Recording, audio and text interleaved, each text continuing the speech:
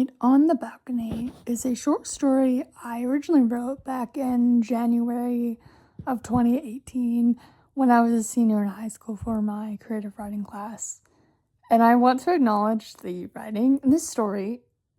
It's honestly not my best work, and I am a much better writer now, but again, the purpose of this channel is to share short story narrations of stories I've written, past, present, whatever you call it.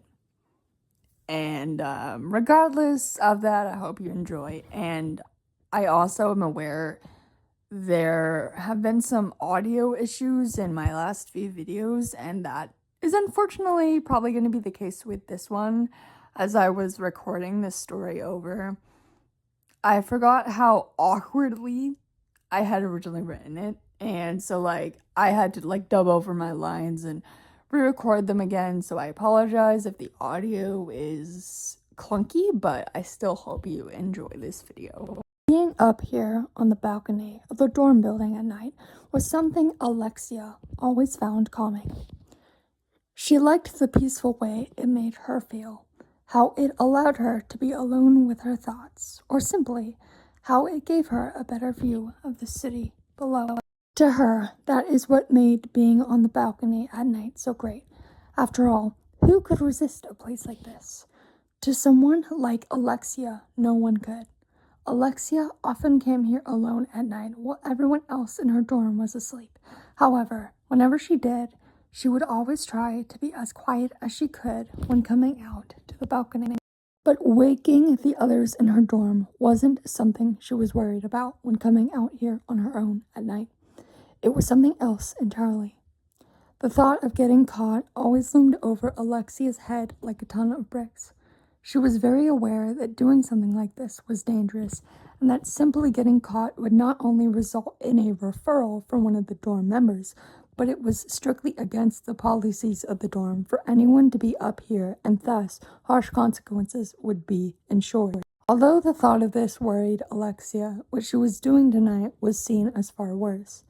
Dressed in a skin-tight cocktail dress, while up here on the balcony as she usually was, Alexia stared out at the twinkling starry sky above her as a boy had his hands wrapped around her waist. The boy's name was Danny, whom Alexia had met only 2 hours ago at a nearby dorm party. They had hit it off almost right away, talking, laughing, flirting. They had even had a few drinks together, and at the moment were both feeling a bit tipsy.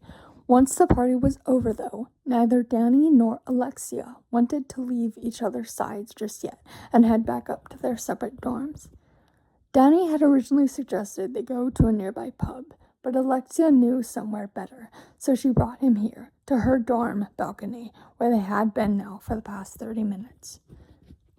"Wow, it's so beautiful up here," he'd said to her when they'd first arrived.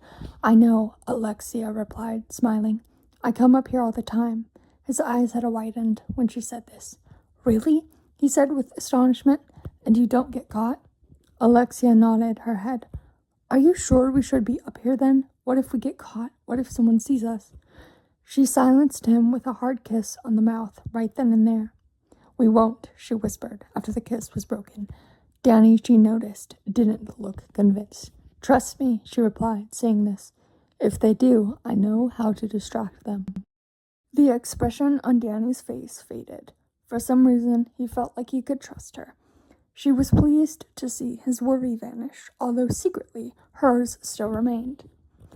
So there they were, standing in each other's arms as they looked up at the sky above them and the city with its lights shining bright like a cluster of dots below them. Time seemed to freeze all around her in this moment as she concentrated on the breathtaking views surrounding them and the feeling of Danny's hands still wrapped around her waist.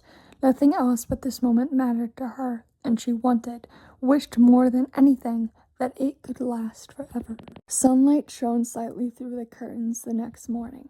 Alexia opened her eyes and, turning her head towards the other side of her bed, let out a gasp.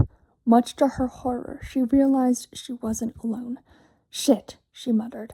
On the other side of the bed lay Danny, shirtless and sprawled out across his side of the bed. Alexia's heart began to race as thoughts from last night flooded her brain. She remembered meeting him back at the party at the other dorm, remembered hitting it off with him instantly.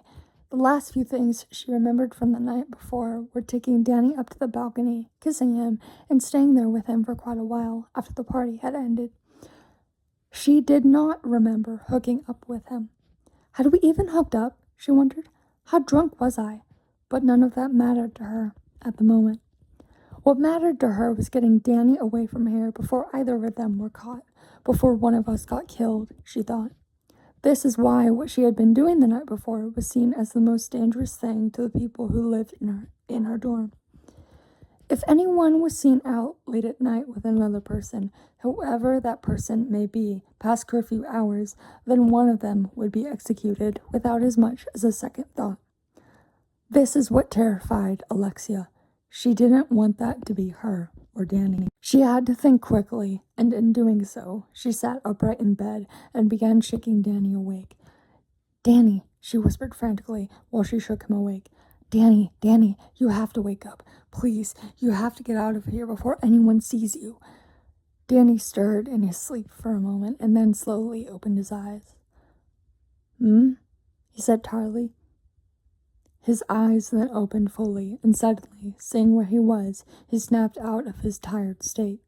Alexia, I'm so sorry, he cried, hurriedly throwing the duvet off him and getting out of bed. I hadn't realized that I'd... It's okay. Just go. You haven't got much time to spare, Alexia replied, keeping her voice to a whisper.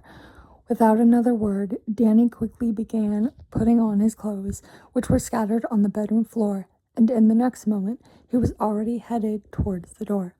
But just as he was about to open the door suddenly gave way, and in stepped one of the dorm leaders.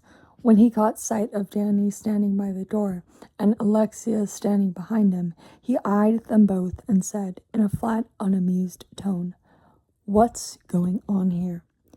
Nothing, sir, Alexia replied quickly, her voice shaking a little as she spoke. He was just leaving. But the dorm leader didn't look convinced. You sure about that?